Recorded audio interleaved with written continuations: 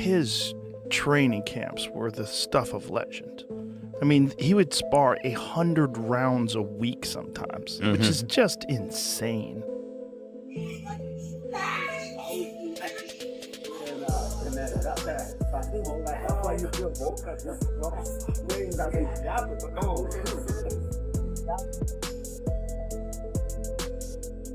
Yeah. So who do you like in Canelo versus Crawford? Well, I'm a giant Crawford fan because I think he's the best switch hitter since Marvin Hagler. I also think he's one of those guys that if you tell him he can't do something, he wants to show you and shock the world. 1000%. Joe Rogan weighed in on Crawford's intense preparation for the Canelo showdown, praising his rare ability to fight effectively from both stances and adapt on the fly. Rogan believes these skills could help neutralize Canelo's power and veteran experience, even with the size gap. Still, he warns that Crawford will need enough size and strength to absorb Canelo's heavy punches and avoid getting overwhelmed. Crawford's about to fight. Yes, he's going to fight Canelo. Oh, man. I just hope he's big enough. I hope he's big enough to keep that dude off him because Canelo hits so hard, man. That's one dude that, like, I believe all the shit he be talking. Crawford? Yeah. Oh, he's good. He don't just be saying shit. They tried to say that, like, Errol Spence was damaged because of what Crawford did to him because he was damaged from the car accident. I'm like, maybe. Or maybe Crawford would have done that 3 years ago. I think he's that good. He's just so skillful. He's so slick. And when he gets, and he's also the best guy in the sport at switch hitting. He'll go from southpaw to orthodox and be just as good and trip you up. Like, you think he's going to start southpaw, he starts orthodox. You prepare for orthodox, he's fighting southpaw. He feels like he's got you timed better orthodox, he'll switch it up. Joe Rogan made his stance clear. He's backing Crawford in the blockbuster clash with Canelo Alvarez. Speaking with Jim Lampley on his podcast, Rogan didn't hesitate when asked who he favored, immediately saying, Crawford. He explained that he's a huge fan, calling Crawford the best switch hitter since Marvin Hagler, and pointing out that Canelo may be slowing down. Rogan also praised Crawford's sharp footwork, adaptability, and smart ring tactics, while acknowledging the major size and power advantage Canelo carries.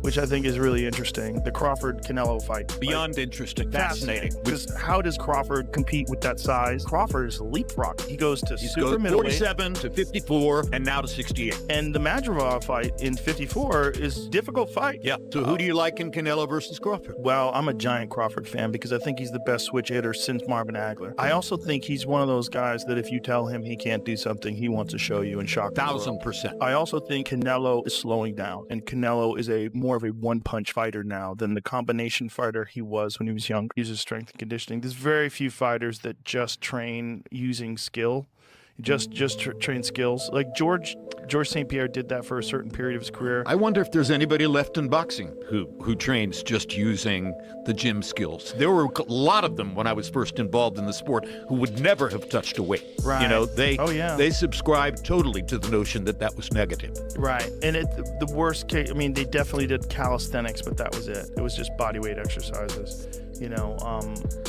which brings us to Crawford, which I think is really interesting. The Crawford-Canelo fight.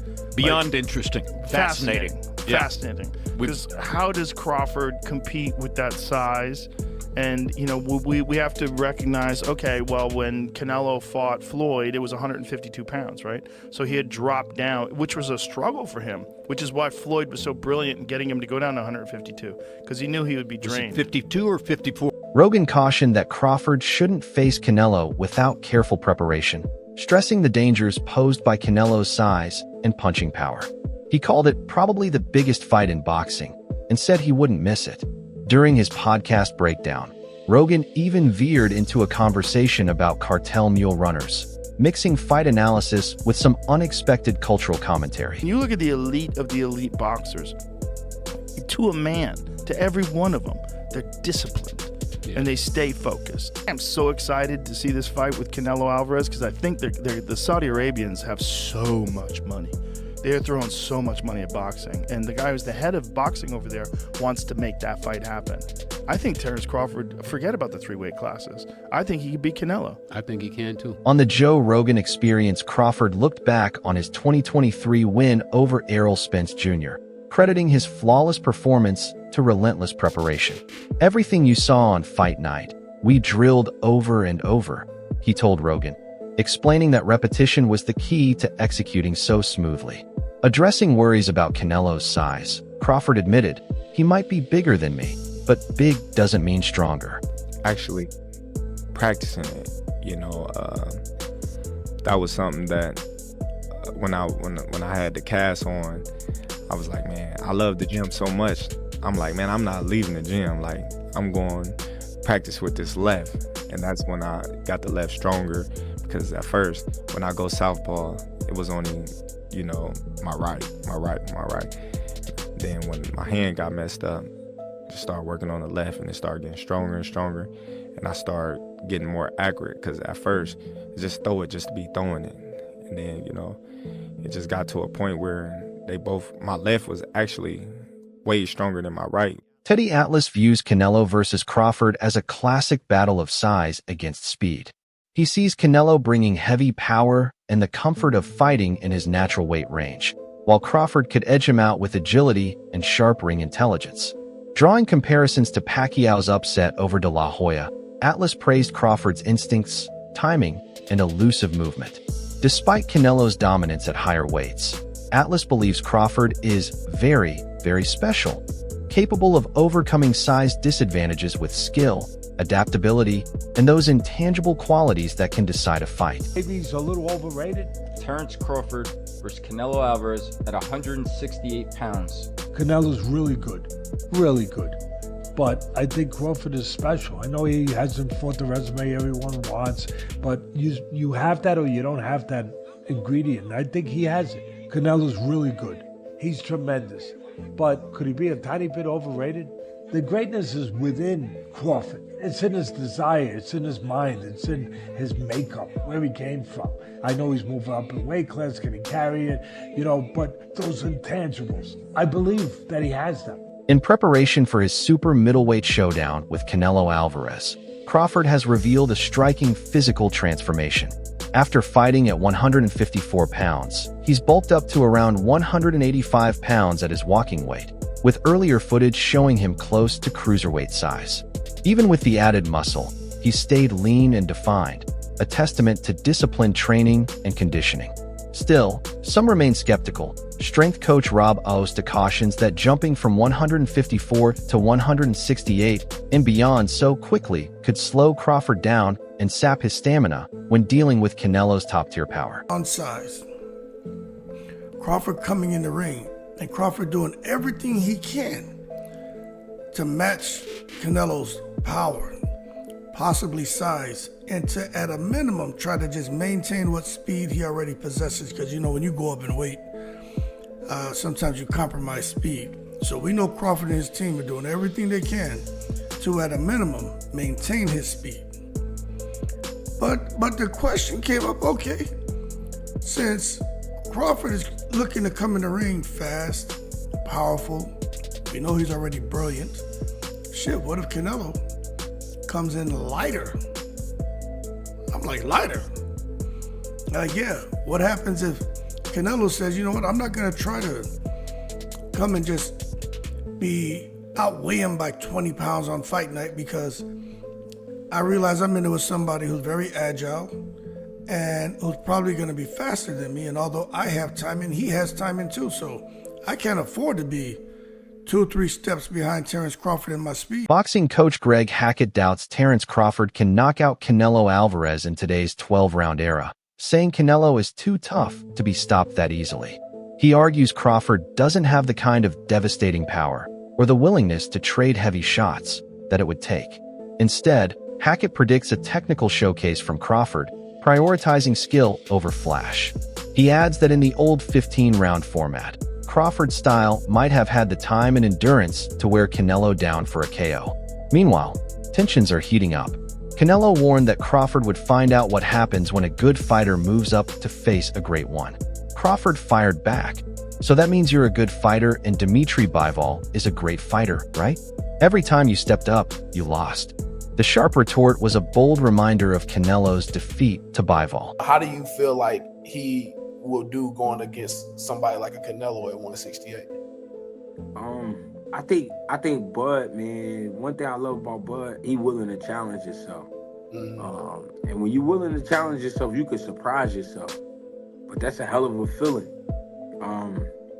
I think, to be honest, you don't want to sit there and brawl with Canelo, but at some point you're gonna have to fight him. You know what I'm saying? You can't let Canelo press you. You know what I'm saying? Because he's great at that, and he a bully. He is a bully. But Bud, I believe, got bully tendencies too. You know what I'm saying? And he could be crafty. But I think if he approached it the way he approached Spence, then we get a way better fight than people think. Now, what I saw when he approached Spence was, I can't make a mistake. I can't let him do too much. I can't let him be a bully. I think if he go at Canelo the same way, then we get a great fight on our hands. I'm sorry. I'm not saying he's gonna be that dominant, but I'm just saying I think we get a great fight on our hands.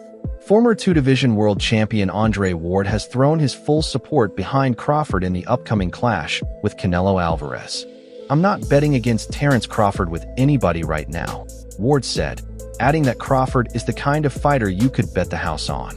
While he admits the jump in weight is risky, Ward stressed that someone would have to prove they can break Crawford's will, and so far, he hasn't seen anyone capable of doing it. I'm going with Terence Crawford. You know, big weight jump, a dangerous fight, but somebody's got to prove to me that they can break Terence Crawford's will and that he can't figure it out against you. You know, it ain't no disrespect toward Canelo, but I've said this the last couple of years. I'm not betting against Terence Crawford against nobody right now. You got to show me that you can beat him. Dimitri Bivol, the WBA light heavyweight champion renowned for his technical skill, has voiced strong admiration for Crawford. He's called Crawford not just good, but amazing, saying young fighters should study him as a blueprint for learning boxing. Leading up to the Canelo Alvarez fight, Bivol again named Crawford as one of his favorite fighters, praising both his size and elite ability, and making it clear he believes Crawford has what it takes to beat Canelo. I want to quickly ask you a couple of questions. Crawford, Spence. I know you watched the fight and you spoke about Crawford. How good is Crawford? Crawford is amazing, not just good. He's amazing, and he said the same thing about you. Thank you, Terence. But I think he should be in the book for is that good? How to learn boxing. You know. Really? He's a very good fighter. Yeah, I like to watch his fights. Pound for pound, number one. Yeah, probably he is now because he is undisputed champion in 2 weight classes. It's crazy. He's a great fighter. Yeah. To be honest, I didn't see, I think, Crawford in real life. I don't know how big he is. But the size, you know, when I came to boxing gym and my coach told me that one of the rules, it's like respect the weight classes, you know. You should respect weight classes. But he has a very good skill. He's one of my favorite fighters, active fighters now. Bernard Hopkins believes Crawford's dominant win over Errol Spence Jr. left a lasting mark. He claimed the punishment Spence took that night was like losing 4 fights off his career, both physically and mentally. Hopkins suggested the damage could affect Spence's durability and performance moving forward, changing the course of his career long after that single loss.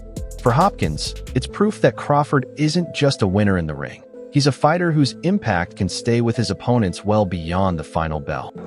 Crawford. Believe Crawford, even though, fought twice, throughout the year, Crawford, is... But look who he beat. Undisputed. Look who he beat. Look who he beat. What he did to Spence and how he did it. That's 3 fights to me. And it took 4 fights out of Spence, right? Yeah, I'm a fighter, so I can tell you when you get punished like that. Yeah, I was there ringside watching the fight. It takes a few years out of you. Don't see the years right now, but it sort of takes something out of that person going forward. They still can beat some fights, but it really put a bruise on them. You didn't see Spence fight yet, did you? No. Did you hear him name opponent for him to potentially fight? It's been quiet. You see the weight he gave? Former champion Tim Bradley is still backing Terence Crawford, giving him a 30 to 40% shot at beating Canelo Alvarez. He praises Crawford's skill and high ring IQ, but worries about Canelo's size and punching power and whether Crawford can handle those shots. Bradley also cautions that Crawford's stubborn streak could be dangerous. If he tries to trade punches with Canelo, he risks getting caught. Thing. It don't matter if Canelo is on that. He ain't beat no Terence Crawford. You heard it here first. Plus, I look at the performances of Canelo. I look at his last performances. I mean, they've been all right, you know. It ain't been like, you know, wow, you know, blew me away. So I'm not really worried about all of that. And the same thing goes with Crawford. I know he's with Snack, and I know some news came out this week and all of that, but I personally believe that Snack is clean. I think it's a conflict of interest, the fact that, hey, he knows how to beat the system, quote unquote, Mr. Conte, but at the same time, I think Snack, you got products going around the world, this and that. I mean, all these athletes are testing. They're not testing anything or positive by using Snack at all. So I think they're safe. There's no doubt about it. So with that being said, I'm not worried about that. As long as they're testing, I'm good. Robert Garcia gave a blunt assessment of Canelo Alvarez's recent fighting style, especially after Edgar Berlanga's loss. He pointed out that Canelo no longer chases knockouts, instead doing just enough to secure the win.